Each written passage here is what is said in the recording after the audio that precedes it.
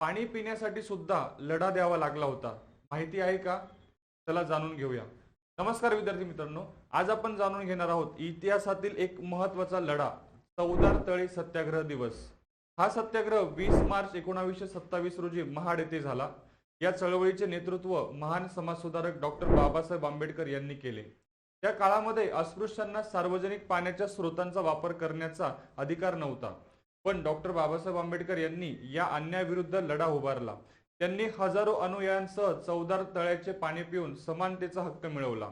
हा भारतातील सामाजिक समतेचा एक ऐतिहासिक टप्पा मानला जातो.